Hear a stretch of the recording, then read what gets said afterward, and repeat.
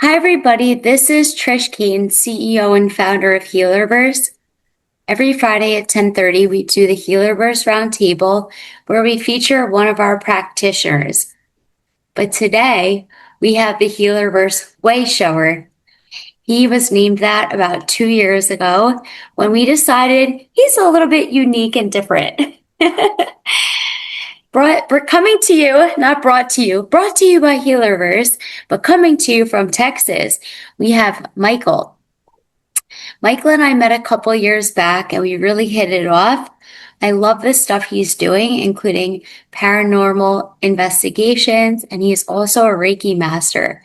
So he has a nice combination of healer meets tons of things that he's doing. He also has a world-renowned podcast. He launched his first book recently, and I'm really excited to catch up with him today because actually it's been a while since we caught up. So without further ado, hello, Michael. Good morning. Good morning. Thank you for having me back on. Wow. Yeah, 2 years. Ooh, a lot has happened.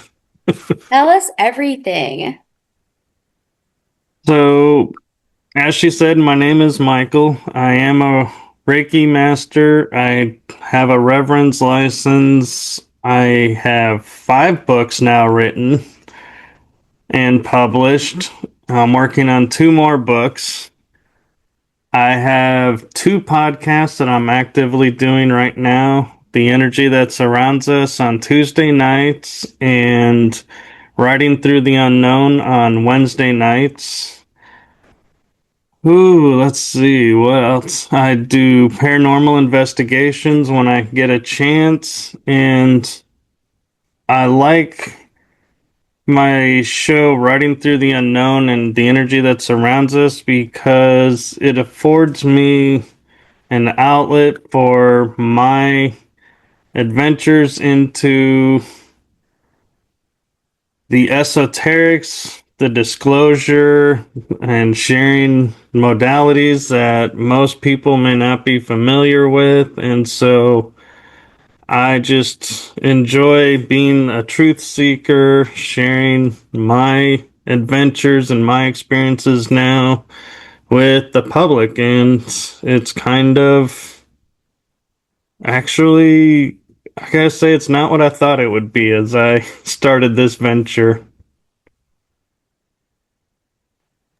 What do you mean it's not what you thought it was going to be?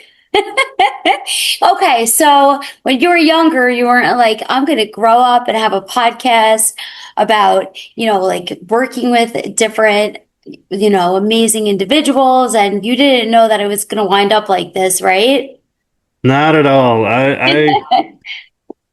I was like, I was comfortable behind a camera and being shown on camera, but I never really thought I had a voice that people would want to listen to and become invested in with hearing my stories. Because I share them so many times with my friends, and it's like I look at their faces and they're like, "Oh, we're gonna hear this one again." And so I was like, "Okay, I get it. Stop sharing." And I'm realizing, yeah, not everybody has heard everything, and the beauty of it is, as the years progress, though, the stories change and they evolve, and so that's part of the joy that I'm starting to find in sharing is the evolution of what I remember and the impact that it had on me. And I owe that credit to a friend of mine because we were talking one day about paranormal investigations, and she said, "Well, what did that experience do to you? Was there an impact on you?" And I was like, wow, nobody ever shares that. We share our experience, we share what we've seen from it, what we learned, but we never share the impact it had on us. And so the past year I've been kind of, when I get the opportunity, sharing that impact and making it a more deeper connection. Amazing. Amazing. So, I know you've been on a lot of other podcasts too. How did you get into all this? Like, tell us, do you mind telling us a little bit about where you started, what happened, and what you're doing now? I would love to hear that. Sure. So I grew up kind of in the metaphysical community by choice. And so I was surrounded by mediums. I grew up with the channeling happening. And so I had a much broader view of the world around us. And I could sense energies and other things around us. And so I just thought it was everybody was like that. That was the norm to me. And so as I started talking to friends that I call my mainstream friends, they all would look at me like, you are two steps away from the loony bin. What in the world are you doing? And so I was like, okay, survival mode. Share to specific people, not to everybody, certain things. And so I kind of, in a way, grew up with two masks, you could say. One mask was that I put on for my friends at school and how I survived the daily life. And then I would put on the mask when I was around my quote metaphysical friends where I could be myself. And so I started having these two personas, and I was approached while I was actually on a retreat to learn to communicate better and to share feelings better. It was the Mankind Project, and a paranormal investigator reached out to me and he's like, "Hey, do you have an interest in the paranormal?" And I was like, "Yeah, but what you're talking about only happens on TV, so, I don't know what you're looking to do." And he's like, "Oh no, we do this." And I was like, "What?" And so as soon as I left that event I was at, I went on my first paranormal investigation and I got hooked. I was like, man, I get this world. I get this. And the funny thing about it is everybody that I was talking to in the paranormal, I was like, you realize this is metaphysics, right? And none of them understood metaphysics. And I realized, huh, growing up metaphysical, I kind of grew up paranormal because paranormal I learned along the way is the aside from the norm. It's the unexplainable. And metaphysics to a lot of people is unexplainable. So I was like, hey, I can merge these together. And so then after one investigation, a few months into being with this one team, I was approached by a podcast network host creator, and he's like, "Hey, I want to give you a show." And I looked at him and I said, "Why?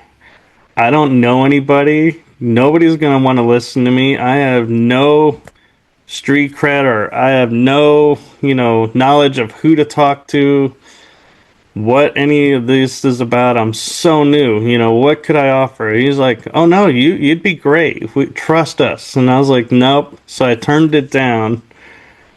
And a couple years later, I'm at a parent unity event where I'm helping the caretakers put on this event, and the same podcast network founder is there.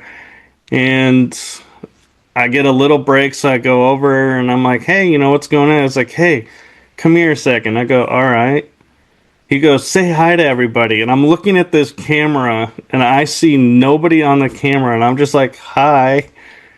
And then somebody walks up and pulls me aside, and I had to go show them something. And I come back, and they're putting everything away. And I go, "Oh, I missed my 15 seconds of fame," just being funny with him. And he goes, "Oh no, we got big things in mind for you. So, are you ready to do your podcast show now?" And I go, "You know what? I am."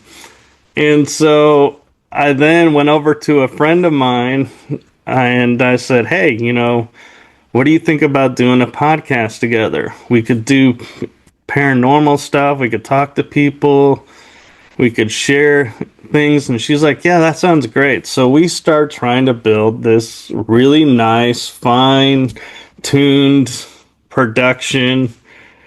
And I get a call and they said, "We need you to go live in 1 week. Can you do it?" I was like, "No, we're nowhere near ready."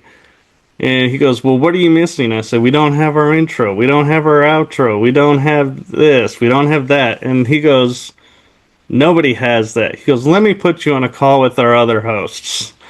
And so I'm talking with all the hosts, and they're like, "You just start with the 30-second countdown and you just do your show. The intro comes later." And I was like, "All right." And the reason we had to rush is this was when Meta took over Facebook.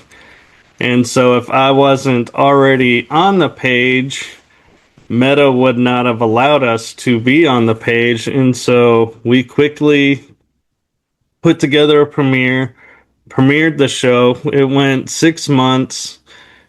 And then we were like, we got to rebrand. We got to redo this because the original show was called Exploring Our Secret Past because I wanted to take and bring the esoterics in, but everybody was getting confused about what the secret past is and how it relates to what we're talking about. And so I was like, all right, we got to rebrand. So we came up with the title, and the funny thing is we loved the title. It was perfect, and I flubbed it up.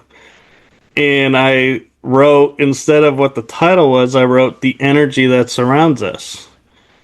And I think the original title, if I remember right, was something like the energy around us or something. And I was like, it's too late. It's out. That's the new title of the show. Everything was formatted to it. And the podcasts were born from there. And Writing Through the Unknown has a little bit more of a heartfelt beginning. That show is only 3 years old, and we're in the fourth season. That show is my esoteric disclosure podcast, and my mom and dad were huge into that community. I was in that community, but never really gave a voice to it. And so I sat down, and my dad passed in that June. And so I was like, what can I do for my dad? What would he like? And he always liked the esoterics. He loved, certain people in the disclosure, learning, what's going on behind the scenes. And so I thought, well, I'm doing really good on with this podcast show. Maybe, just maybe, I can do a second podcast, one for that area. And so, with no clue how to do it, I put together and said, I'm going to do 10 episodes in 6 months, two a month, and it either makes it or breaks. And I'll know I did my best. So I reach out to a couple of people, and they are all like, "Yeah, I'd love to do a show with you." And I think it's great that you're starting to do a new show. Yeah, let's do it. And so I actually launched in August, Writing Through the Unknown, with planned 10 episodes, only 4 guests scheduled. And I was like, oh, please do not let this fail. Do not let me fail at this. And before I could even get into the second month, all the episodes were filled. I was like, wow. This is, I never dreamed it would happen like that. And what was great is all the guests were like, hey, I love how you're sharing, you're giving us the space to share that, a safe space, and keep doing it. And so I was like, okay. So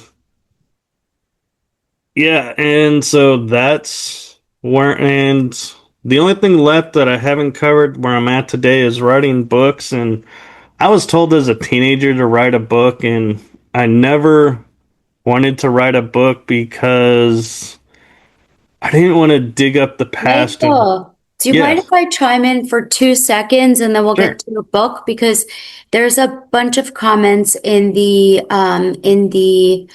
chat here, and definitely people that are excited to be here, relatable, all of that. And then Sid wrote, question, like when the time comes, do you have to do anything specific to tap in, or is it all the time? Actually, for me, it's all the time. Okay. And a funny story around that is I've How do always you do had, it? So what do you tap into? Can you give us more like meat, like more details? Yeah. And also, how do we create an event like soon with Healerverse where we can go on a journey with you virtually? Can we do that actually? I'd have to, well, let's see. Yeah, I'd love to do that. I just gotta find when we can do that and what That's it's gonna look fine. That's like. fine. We're doing it because how cool would that be? I think a lot of us are able to tap in. How do you like, is it just, what do you see? Who do you get information from? Is it spiritual realm, light, blue, like, intergalactic, which also told me it was okay to call them aliens, by the way, because I communicate with them. I think, like you said, you're a safe place, Michael, right? And what's really cool about this week on the round table is that you're giving us an opportunity to talk about something that's maybe only a little part of every single round table each week, but we're like going deep today. So this is a big, amazing deal. And with that being said, so how does it work? Tell us everything. So, since I was born and a little kid, I've always been able to go on the astral plane, and so I could navigate that. And it was a journey. At first, I would go to Ra's ship, and then I could go off world from there. And then I learned, oh, there's jump pads near the moon. So I can go there. I don't need to go to Ra. And I can travel off world. And then I just learned I don't even need to go to either of those places. I can just go. And so for me, it's always been a natural ability to leave my body and travel through energies to communicate with other beings, other cultures out there, or go anywhere on the planet. And one thing, though, I will say is I have led a guided trip one time to, I think it was either the moon or Mars, where I took a small group of people and we, under guided meditation, went there and experienced what it was like there and then came back. And when I do my shows, a little secret I'll let you all in on, a little nugget. I have no questions for my guests. I never do questions because I find them too distracting. And a lot of the questions are channeled information through because I used to go back a couple of shows when I first started and I was watching when it was just me. And I was like, where did that question come from? I have no idea where that came from. And I realized that I was still channeling. Yeah. So you mean you don't prepare the questions, they come naturally. Right. That's the best. Yeah. Natural and organic. I love that, Michael. Because I guess like whatever's meant to be revealed in that particular moment is what comes through for you to be able to like let it out, right? It is. And what's interesting is, as I mentioned, growing up around mediums and channels, I was like, everybody was looking at me and going, so when are you going to channel? I was like, oh, I feel it's coming. And then as a teenager, I was like, I'm going to be a teenage channeler. And I would sit there and I'd put so much pressure and so much focus on it. And the universe was like, nope, we're not having this. You're not channeling this early. You're not ready, I guess. Or maybe it was because I was trying too hard. They were like, nope, it's gonna go easy for you. And what happened is I was talking with some friends when I was in my 20s, and all of a sudden I started talking, and it was like my voice was altered, and they all looked at me and they go, when did you channel? When did you start channeling? And I was like, what are you talking about? I don't channel. I've tried. I can't do it. And they go, you just did. And I was like, what? And so for a while in my 20s, I would channel. And one experience that I had that stuck with me is you always wonder, am I really doing this? Am I really sharing stuff from another culture out there or another group? And I was channeling a group, they call themselves as Guardians. And a friend walked up to me after one of the sessions because I never remember what I say and share. And she goes, your eyes changed colors. They were not your eyes. And in that moment, I realized I channeled because Yeah. that was like the validation I needed. And I had the personality, as you know, Trish, from our conversations. I'm laid back, easygoing, and share information as it comes. Well, my friends started wanting more and more and started like going, we want this, we want that. And I was like, look, I'm not a guru. I'm not a, source of this. We're just doing this, just for practice and just for kind of fun. And Yeah, I this ended is like up, real. I feel like it's natural what you're doing, and a lot of the conditioning and like society and different upbringings in this human reality maybe changed our natural state of consciousness. And this is consciousness, what you're doing, and natural. Like, yeah, do you speak? I have a few questions. Do you speak light language, you know, I, or do you like I, I, communicate I with like that others? you Just asked that yeah. because there are times when I'll be by myself and I'll start to say something and I'll be like, I don't even know what language this is. I don't even know what I just said, but I feel better. And so I'm like, I'll go Oh, with it. And so it could be light language. I don't that's know. amazing. But I did that when obviously, I was a kid. When I was a kid, I would say like, quote unquote weird things. And like it just activating my throat chakra and almost like screaming it in front of everybody, like just felt so good. And then I'm going to just go back a little bit to Michael because a lot of people are really, everyone's enjoying this right now. Sid said, have you ever entered a state where you can move your body or move your 3D body also when speaking to the other dimensions who are normally speaking? Have you entered a state where you can move your 3D body. Sid, do you want to pop on and explain that a little bit? Sure, as I feel like just Awesome. Thank another you. thought.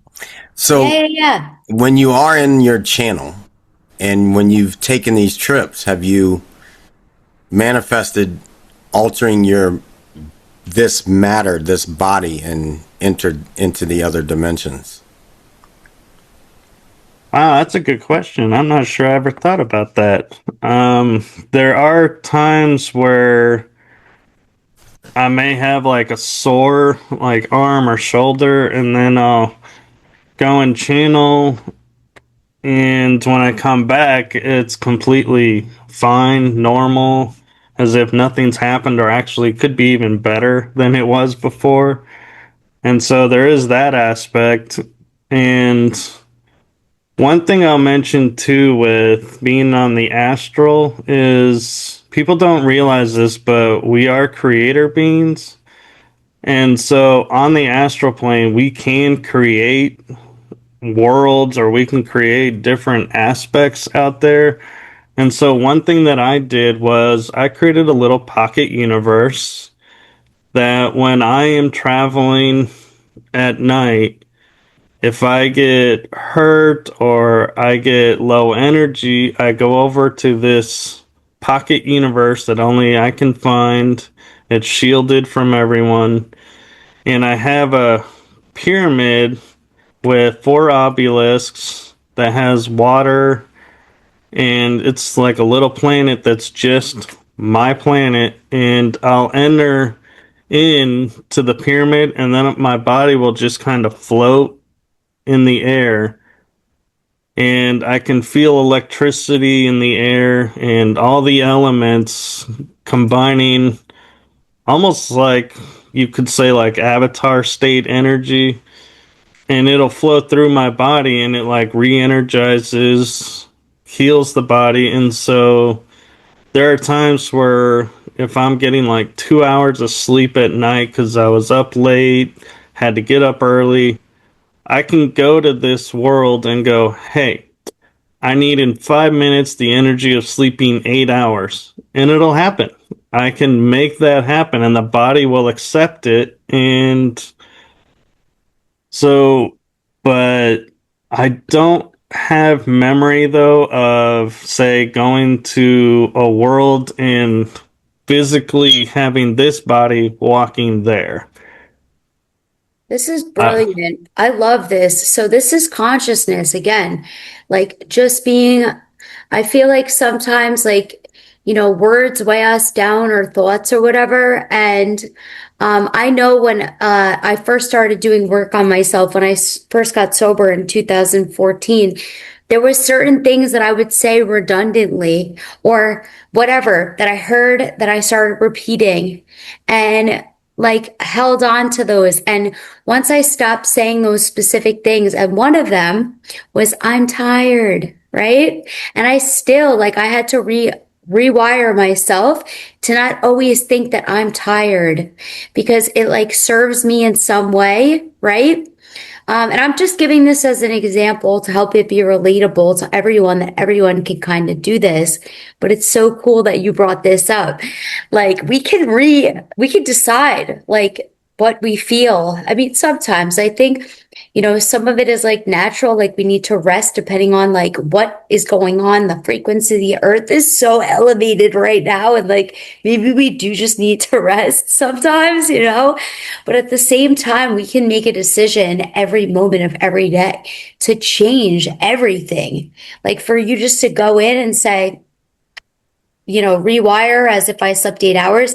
That's amazing. And taking the time to remember to do that is a huge state of consciousness and a huge reflection of how naturally tapped in you are.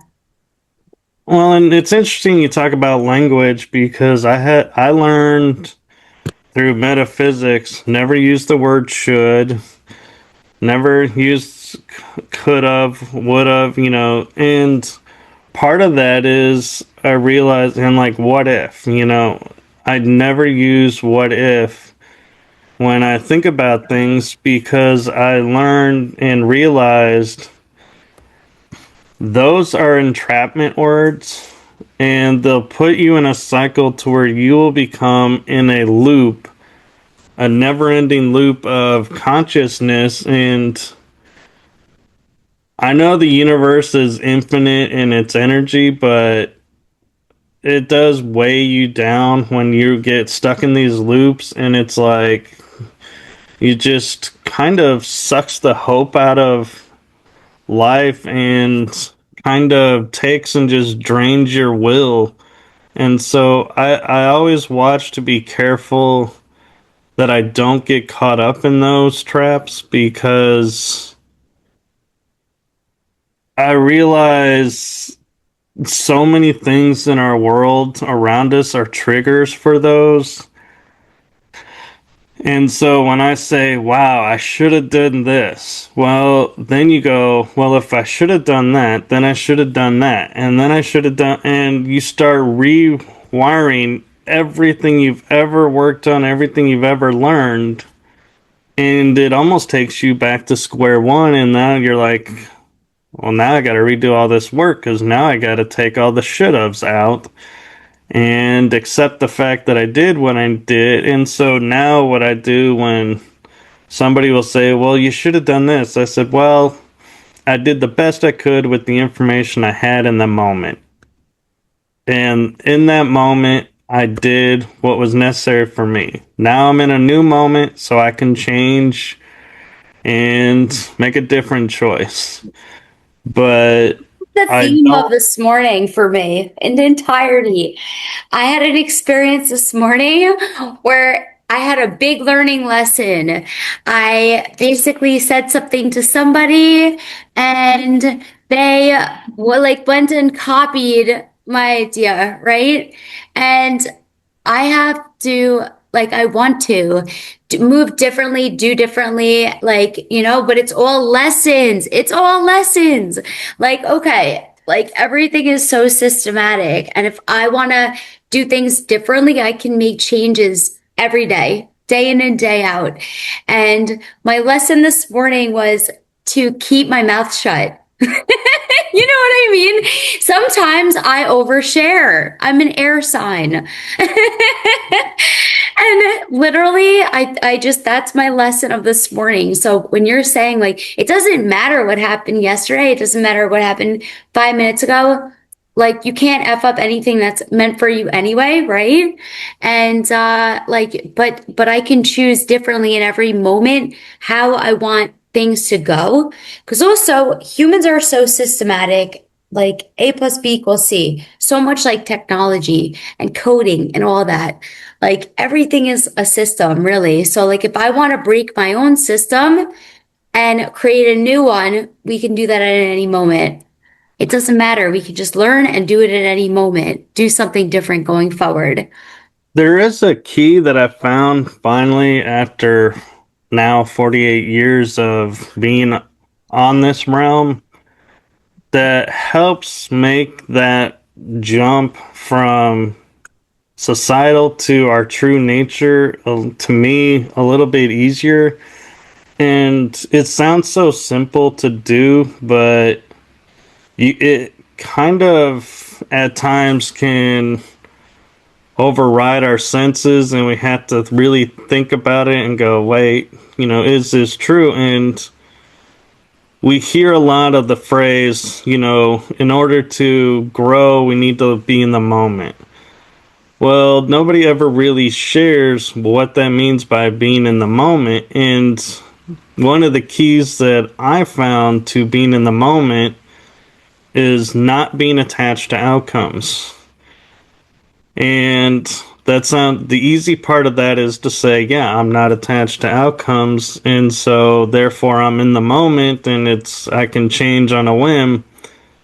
But you have to realize, in not being attached to outcomes, that means I'm not attached to everyone understanding what I'm saying today, or am I sharing too much? Am I not sharing enough? Am I being clear? I could come up with all these different scenarios where I'm then becoming attached to, oh my gosh, the outcome of this I'm now attached to. And so now my focus has shifted from the moment to how's this going to be received.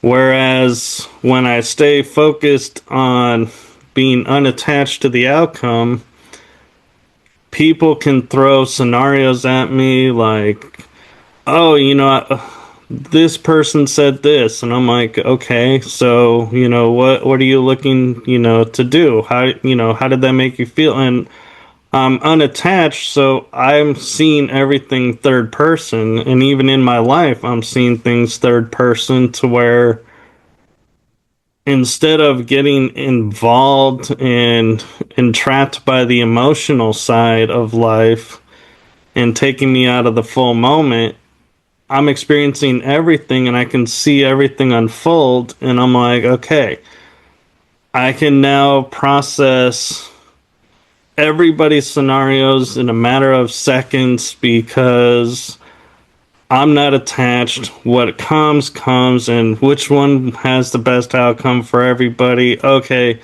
so you need this. I can help, I'll give you a hug. That'll help you with your scenario. I'm just listening. That helps you with your scenario. Over here, oh, you need help doing this. And yes, it's troublesome, but we can get through it. You can persevere. I can be the cheerleader. And you start seeing different roles and what different aspects people need in that moment. And then you'll see, okay, change starts happening. But now your role changes as well. So you have to be adaptive. And in order to be adaptive, that's where the not being attached comes in. Because if you go, well, I gave you the hug, that's all I can do, that's all I know, then you've disconnected and you're not in that moment. To where if you give the hug, that person may not need you to be the listener. And so that's what I found the key to, like what you were talking about, Trish, where you were saying, waking up and feeling like, need to silence. Maybe it's not that you need to silence. Maybe it's listen to what you're saying and not be attached to how it comes out, because I've figured out with my shows, here's a prime example of that is I used to be careful what I share with guests because I wanted the guest to be the forefront. And so now I share my story along with the guest, and we go off topic, and I'm okay with going off topic. I've never been one for scripted shows, but the reason I do that is when we go off topic or staying on topic, the people listening are getting what they need. I'm not putting out saying, okay, we're talking about this today, this is what's needed. Instead, it's somebody may get value from this tangent that we went on. Somebody may get value from, this other tangent we went on. So I just let the information go, and who needs it hears it. Who doesn't need it, they're still hearing it. And I view it as the seed is planted in their mind, and it'll blossom later or not. But that's not my choice to make. That's up to them. So my advice to you, Trish, is never silence yourself because you think you're over.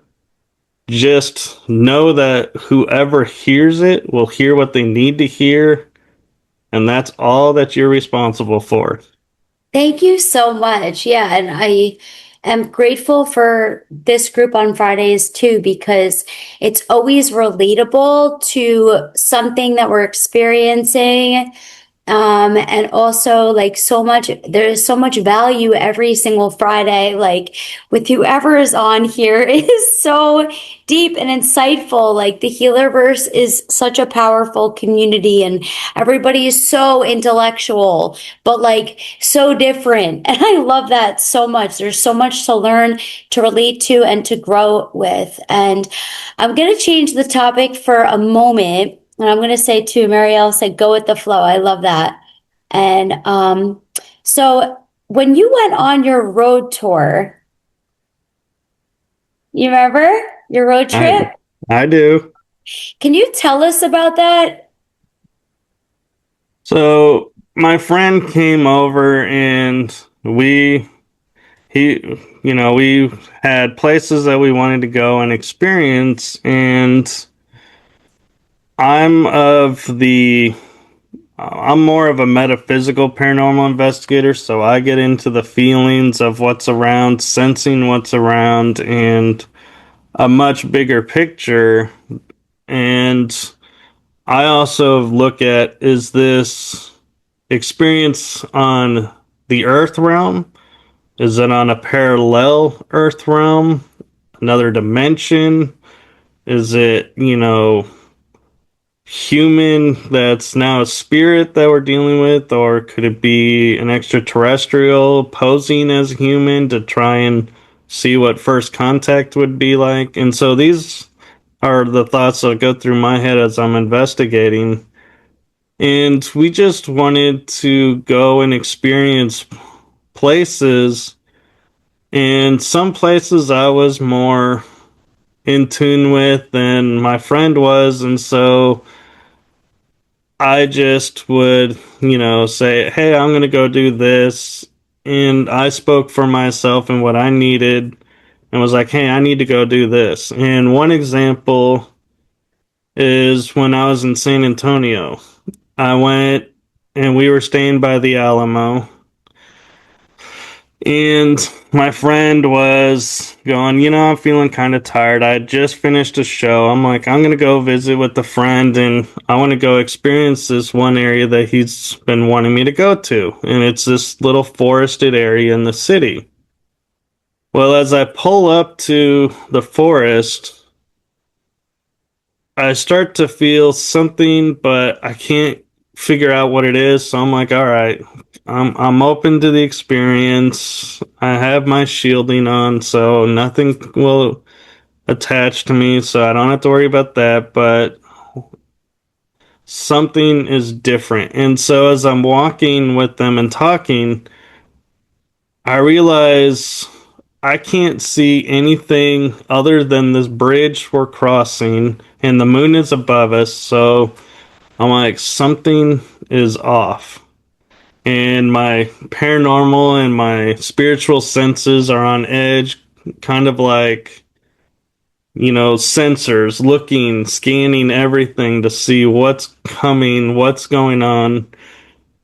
And we decided to go one path into the forest, and I'm hearing what sounds like monkeys jumping through trees, but I can tell you there are no monkeys in Texas, so that's not what it was. And so I'm like, this is interesting. And I turn to my left and I see this lady in a white gown just dart across. And I just saw a lady in white. And he goes, oh, you saw the spirit of the forest? Wow. Most people don't see her right away. And I'm impressed how fast you've seen her. And I said, yeah, it was really quick. I mean, she had little, like, light brown hair, long, and it just was like as if somebody put a fast forward on a movie going by. And little did I know, that was just the beginning of this adventure. And I've kind of dubbed this, we used to call it the haunted forest, but now I call it the dimensional forest. And the reason for that is, as we're walking on the path, the concrete path starts moving. And anybody that's been here on the earth realm knows, concrete doesn't move on its own. But here was the interesting thing. As it was moving, it would be curved and then it would become straight. And there's no cracks, no breaks in the concrete. So that had my mind going, this forest is an illusion. What is the illusion here? What is going on? And he took me over to this one special area he calls the seat of the forest. And we're sitting there, and he goes, now, can you get us out of here? And I was like, well, sure. It was like a 2-minute walk in. I start walking out, and I realize I stop halfway where I am, and I go, wait a minute, something's off. I have somehow turned around without turning around, and I'm going back to where I started. And so I realigned myself and said, no, the exit's this way. And I'm looking and I see the path and I'm like, okay, we get out. My friend looks at me and he's like, his jaw's kind of dropped. And I'm like, what's going on? He goes, not only did you notice right away that you were turning around in the forest without turning around, you were aware of that. But you picked up on the mist from the dimensions that's there, the portal. But you also brought us out exactly where we came in. When I come out, I'm further up the path. I rarely come out where I started from. And I was like, well, that's interesting. Well, then we start walking, and I'm looking on the left, and I see all these paths, and I'm like, oh, look at these paths, what's over there? He goes, you want to see something really cool? I said, yeah. Well, when we shined a light on the path, branches appeared. There was no path. And so I was like, what is this? What? And he goes, why don't you go touch it? So I go up there when it's no light is on it, and I actually walk through the path, and I'm like, I'm not stepping on any branches. No branches are touching my legs. I get through, and he goes, turn around. And I go, okay. He goes, see the path? Yeah. They turn the light on. I am standing on the other side of the branches, and I can feel the branches. And so I'm like, my mind is like sitting here going, this has got to be like a holographic dimensional portal or something. I have never seen anything like this, and I'm like, my mind is like, feels like it's about to break, trying to figure out how to explain what I'm experiencing. And then we come across a path that veers off to the left and then to the right, and we go to the right, and I said, this is a safer path. He goes, yeah, you're right. There's a cryptid nest over there that you don't want to get involved with. And so I was like, perfect. What is it called? What kind of nest? A cryptid. Wendigos were there, and they can be kind of Wendigos are creatures that walk on two legs, have like a face kind of like a wolf almost, and are very territorial and will attack anything that enters their territory, no matter what your energy is. And so I was like, we're gonna leave those alone. And I could feel them stalking us and watching us. And at one point I go, there's an entrance to Inner Earth. He goes, yeah. And when he shined the light on it, there was no entrance. There was no cave in these branches. And so I was like, okay. And then we crossed this one point and the energy shifted, and he goes, what do you feel? I go, I feel like everything is like bouncing around, almost like mirror. He goes, yeah, you're in the mirrorverse of the forest now. And I look up, and I kid you not, the moon, when we started, was over here. Now it's centered on me. And Orion's belt is on my left, and it's on my right. It was on both sides of the moon. The exact same constellation. Mirror imaged. And I was like, okay, I know that's impossible. The moon may have moved, and I just wasn't paying attention to its movement in the sky. But I know we do not have two constellations identical in the sky. And it was like, and then we leave, and my body feels like I've been walking for an hour. We entered the forest at 11 p.m. It was 2 a.m. when we got out. Wow. Sometimes when I'm staring at something, it will like start to split and there will be two of them. Has anyone else ever experienced that? You're looking at something and you notice that there's all of a sudden two of them? I've had that when I focus too much. It's like Yeah. one becomes blurry, and it's like all of a sudden it's like I'm seeing double vision. Yeah. Yes, it said yes also. Yeah. Yeah. I like when that happens. It's kind of funny though when that happens and my eyes are pointed at somebody and then that somebody thinks that I'm staring at them, but I'm really in another realm in another state. But here's another really cool thing for you, Trish. When we crossed Yeah. that bridge, that Yeah. we entered the forest on, to my right, I could hear the water running now, and I could see the water running. And then I look on the left side of the bridge, and the water is perfectly still. And I'm sitting Wow. there, and in my head, I'm going, okay, I know my science. I'm not a sciencey person, but I know my science of water does not run and then just stop. And so something has to be under the bridge, like a barrier or something that's stopping the water from running, but it's keeping the level up. And so I was like, that is weird in its own self. But then I was like, wait a minute, I can see the water now. I couldn't see the water when we started at 11 o'clock, but I could see it when we left. Hmm. I'm speechless. See, I'm working on that.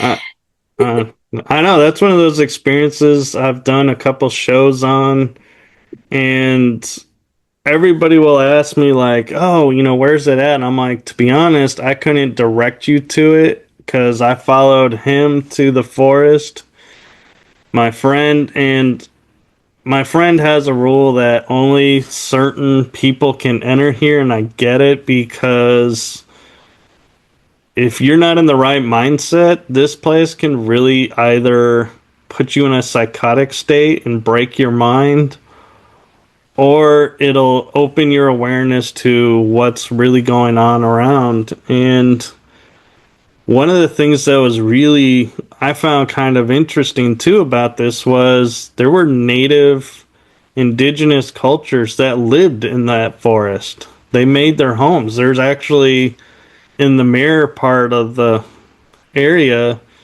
a homestead that was kind of demolished over time, but and not upkept. But I was like, could you imagine though living in that energy, what life would be like, having that energy as your normal, and then stepping into the real world, that, or what we call the real world, and being like, I don't, that to me is the interesting question. What would it be like to be going from the mirror verse to the virtual energy that shifts to what we call the normal, and being like, I don't know that I would ever want to leave that forest if that's where I grew up, because the energy being so different. And my friend has even said he has gone with two people, and one would start walking away and get like a couple feet from him and disappears. There's no sight of him whatsoever. They'll keep walking, and all suddenly, someone who was, say, 5 feet tall now is 8 feet tall and getting shorter as they come together and then unite. And oh, I forgot to tell you, Trish, there were shapeshifters in this forest. We would see people walking around, and then you would put a light on where they were, and it would be trash containers or an wooden archway. And I'm like, trash containers don't walk. Wood arches don't walk. So it's really cool to see these shadows morph into and become these objects. This is what was happening to me in 2020, actually. I started to finally see things, and it goes in and out, but like I haven't had that much, a little bit, a little bit. It started coming back again recently, actually. I'm like, finally, you guys are back. Like, what in the world, you know? Yeah. Do you think it has to do with the location or just because you guys set the intention, or do you think it's both? And then where do you think the person went that disappeared? That's a fully loaded question, but really. Well, the Do you think you person have actually, something? yeah, the person never actually left. It's our perception of them Mm. that they disappeared. They were there.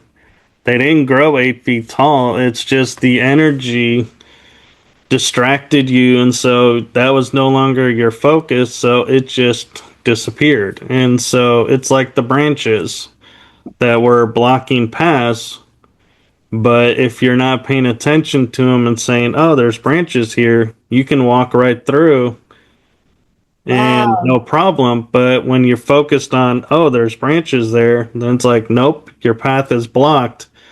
And that's kind of what I think the message of the forest was, is to watch where you're putting your focus, because if your focus is on, I'm in this 3D reality, which we're actually in 4D now, but we're in this 4D reality where this desk is solid, this chair is solid, this laptop I'm looking at is solid. It's going to be solid. But when I start to lose focus and I'm not focusing on, say, the chair, then the chair disappears and I don't see the chair. And it's like, even now, looking at the screen, I don't see my chair behind me, even though it is behind me. And if I was to take off my virtual background, you would see its wings are behind on both sides of my head. And so it's all in how we're perceiving and seeing the world around us, that things that we think are solid and that we believe are solid will be solid. And a great example of, I talk about in one of my books, truths in our reality that we just blindly accept. And one of them I like to point out is, we look at grass and we say, wow, grass is green. Mm. Well, I sat down and thought about it one day and I said, how do I know grass is green? How do we know that color is green? And somebody goes, well, science found that the frequency of the color green is bouncing back, so we see it as green. But then I started thinking, how do we know what the frequency of green looks like? How do we know what the frequency and all these colors around us, that there actually are what we see? I mean, the sky, we say is blue, but how do we know blue, what we're calling blue, isn't purple? And so that, and a way to look at it too is, we're seeing frequencies. So if you look at the frequency code, put yourself in like the Matrix, where Neo finally sees the code, then I look at it and I'm like going, well, you know, seeing all the digits and coding, is nice, but I'd rather look at the green grass. So I will accept the fact that grass is green because it's pretty, Mm. but it doesn't mean I believe in the narrative, oh, grass is green. It just, to me, it's prettier to look at. So I'll accept that truth as being more aesthetic. Mm. But I'm still in the back of my mind going to be going, I'm not quite so sure that that color is green. Maybe it's not. And that's what we need to do with our world is look at all the stuff that we blindly accept as a truth and go, does this truth serve us? Or does this truth be a part of a program that's designed to keep us limited, keep us down and locked into a certain thought process and certain lifestyle and suppressing what actually is out there, like gravity. We say the laws of gravity are fundamental and unbroken and not able to be broken, but is that true? Can we not float? You We hear can people. float. We can float. So I want to just tell you, Marielle said she can see basically the frequency of colors when she closes her eyes during a chakra opening meditation. She can see the frequency of colors. And she also said, yeah, like paying taxes, LOL, when it comes to like what we see. And also I will say that it's 11:30. I could listen to you forever. And so I'm going to leave my Zoom on, but is there anything else that you want to leave people with today? And then we can stay on privately. um, well, I would say life is but a choice. We live it how we choose to live it, and there's freedom to that.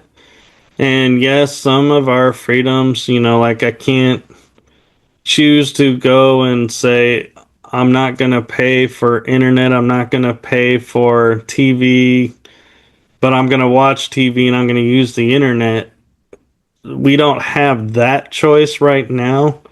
It's coming, but we don't have it right now. So you have to make your life as you want it, adaptive and kind of trying to think of the word, not malleable. That's the word I'm looking for. And be able to shift and go with the flow and go through and have hope. And just know that no matter what life throws at you, hope will always be the spark that never goes out in human experience.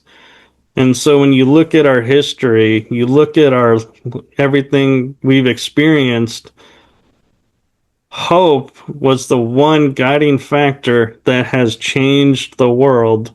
And it doesn't take 100,000. It doesn't take, a million voices to make hope heard. It just takes one. And as one speaks that hope, another hears it and they spread it. And then another hears it and they spread it. And before you know, that one voice has become the 100,000 or the million. So never discount or never think, the one person is not enough to make a difference, because the difference starts by that one person. Thank you, Michael. You're amazing. I love you. You're amazing. Everybody, check out Michael on 5dhealerverse.com. He's the most active guy on there. Check out his podcast. Check out everything he's doing. And thank you, everybody that came here this week. And a special thanks to Michael. That was so good. And it's so cool to see how much you've even evolved over the years. And side note, I thought you were in your 20s. You look young. So that's what happens when you're working at the Metaphysical. Yeah. I actually turned 48 on March 15th. Happy birthday! Thank you, Michael. We'll see you on Healerverse.